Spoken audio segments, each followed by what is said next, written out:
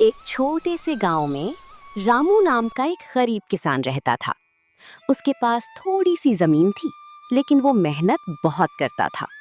सुबह सूरज निकलने से पहले खेत पहुंच जाता और रात होने तक काम करता रहता। लेकिन कई सालों से उसकी फसल अच्छी नहीं हो रही थी। कभी सूखा पड़ जाता, कभी बाढ़ आ जाती, तो कभी कीड़े फसल खराब कर देते।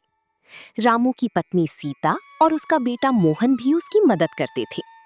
परिवार बहुत ईमानदार था, लेकिन गरीबी उनका पीछा नहीं छोड़ रही थी। एक दिन रामू खेत में बैठा आसमान की तरफ देखकर बोला, हे भगवान, मैंने कभी किसी का बुरा नहीं किया। इतनी मेहनत करता हूँ, फिर भी मेरी किस्मत कब बदलेगी? जी, हिम्मत मत हारिए। मेहनत का फल देर से मिलता है, लेकिन मिलता जरूर है। पिताजी, मैं भी बड़ा होकर आपकी तरह मेहनत करूंगा।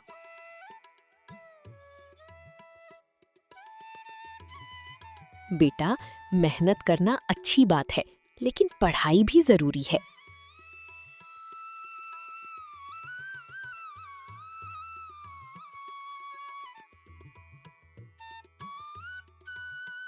अगले दिन रामू अपने खेत की जुताई कर रहा था।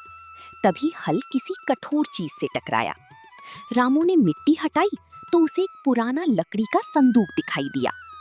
उसने आश्चर्य से संदूक खोला। अंदर कुछ सोने जैसी चमकती सिक्की और एक पुराना कागज रखा था।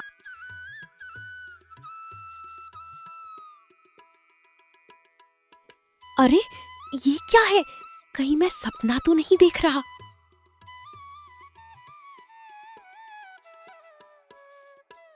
हे भगवान, इतनी सारी सिक्के!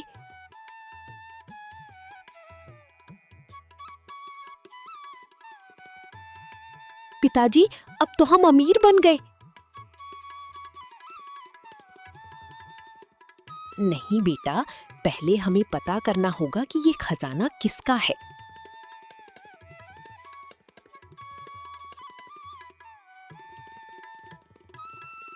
रामू गांव के मुखिया के पास गया और पूरी बात बता दी। गांव वाले उसकी ईमानदारी देखकर हैरान रह गए। रामू, आज के समय में इतनी ईमानदारी बहुत कम देखने को मिलती है।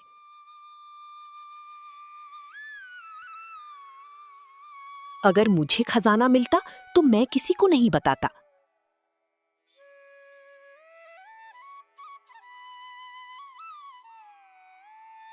रामू सचमुच नेक इंसान है।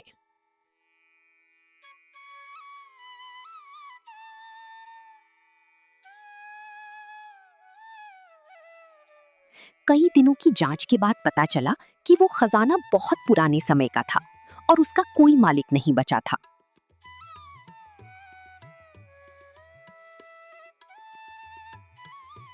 सरकारी अधिकारियों ने रामू की ईमानदारी से खुश होकर खजाने का बड़ा हिस्सा उसे दे दिया।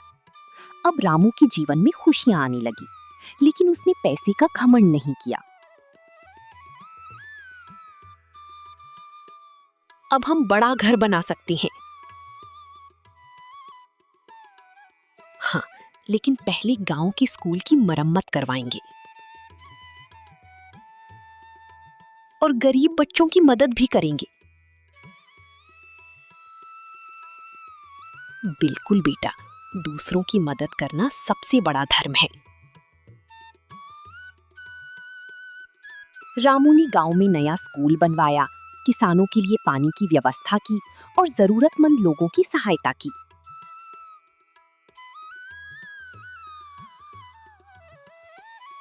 धीरे धीरे उसका नाम पूरे इलाके में प्रसिद्ध हो गया।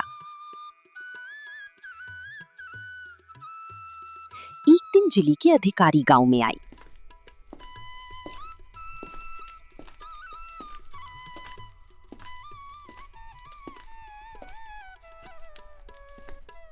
रामू जी, आपने जो काम गांव के लिए किए हैं वे प्रेरणादायक हैं।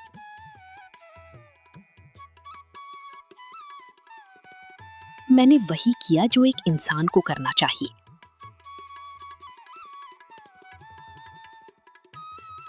आपको जिले के आदर्श किसान सम्मान से सम्मानित किया जाता है।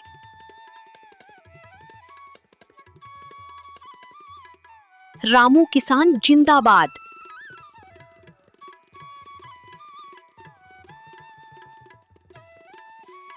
रामू ने साबित कर दिया कि ईमानदारी और मेहनत कभी व्यर्थ नहीं जाती।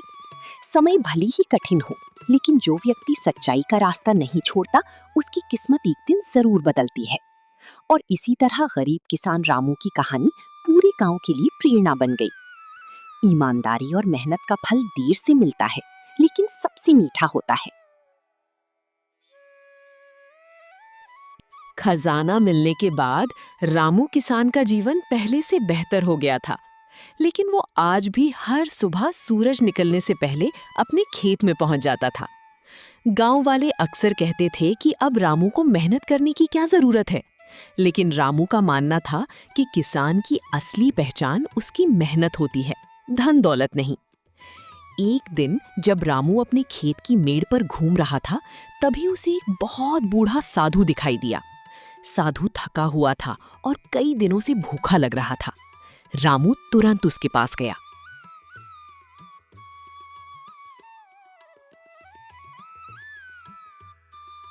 बाबा, आप बहुत थके हुए लग रहे हैं, आइए मेरे घर चलिए।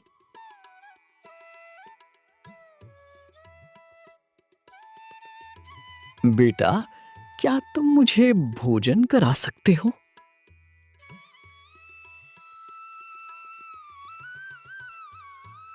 ये भी कोई पूछने की बात है बाबा, अतिथि तो भगवान का रूप होते हैं।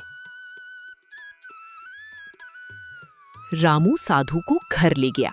सीता ने प्रेम से भोजन बनाया। साधु ने पेट भरकर खाना खाया और बहुत खुश हुआ। जाते समय साधु ने अपनी झोली से एक छोटा सा चमकदार बीज निकाला। रामू, ये कोई साधारण बीज नहीं है। बाबा, इसमें ऐसी क्या खास बात है? यदि इसे सच्ची नीयत और मेहनत से बोया जाए तो ये चमत्कार कर सकता है। क्या सच में बाबा? लेकिन याद रखना, लालच करने वाला इससे कभी लाभ नहीं उठा सकता। इतना कहकर साधु वहां से चला गया। अगले दिन रामू ने उस बीज को अपने खेत के सबसे अच्छे हिस्से में बो दिया। दिन बीतते गए। एक सप्ताह बाद वहां से एक सुनहरी रंग का छोटा पौधा निकला। गांव वाले ये देखकर हैरान रह गए।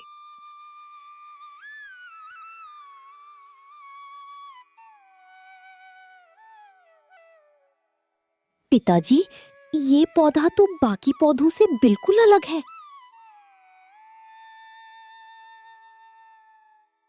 हाँ बेटा, मैंने भी ऐसा पौधा पहले कभी नहीं देखा।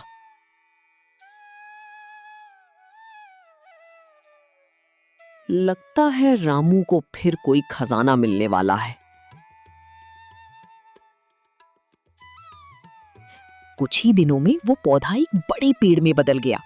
पेड़ पर सुनहरी रंग के फल लगने लगे। जब पहला फल जमीन पर गिरा तो वो फल खुल गया।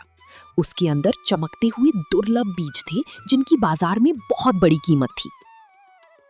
रामू जी, मैं इन बीजों के लिए लाखों रुपए देने को तैयार हूं। इतनी कीमत? जी हाँ, ये बहुत दुर्लभ है। रामू ने कुछ बीज बेच दिए और अच्छी कमाई हुई। लेकिन गांव का लालची जमींदार भोलाराम ये सब देख रहा था। उसकी आंखों में लालच भर गया।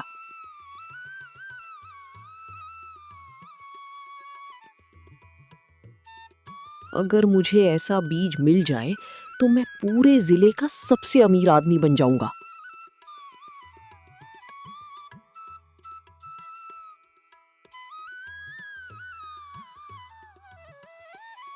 मालिक, क्यों ना हम रात में वो पेड़ चुरा लें?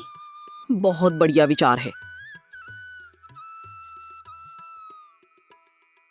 उस रात भोला राम और उसके आदमी चुपके से खेत में पहुंचे।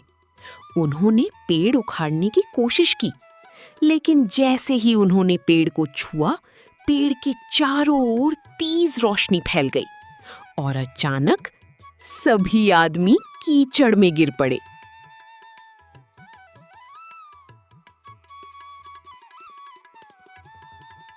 अरे, ये क्या हो गया? मालिक, लगता है ये कोई जादुई पेड़ है। भागो यहाँ से।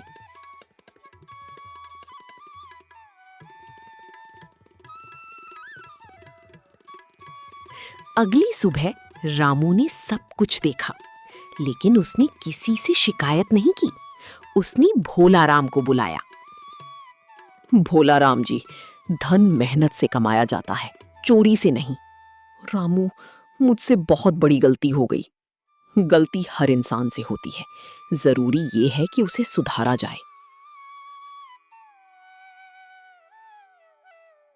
रामू की बातें सुनकर भोला राम की आंखों में आंसू आ गए। उसने अपनी गलतियां स्वीकार कर लीं। इसके बाद वो भी गांव की भलाई के कामों में लग गया। रहस्यमयी पेड़ हर साल नए बीज देता रहा और रामू उन पैसों से गांव को विकसित करता रहा। लेकिन कहानी अभी खत्म नहीं हुई थी। एक रात उसी पेड़ के नीचे जमीन अचानक कांपने लगी और वहां एक रहस्यमयी दरवाजा दिखाई दिया।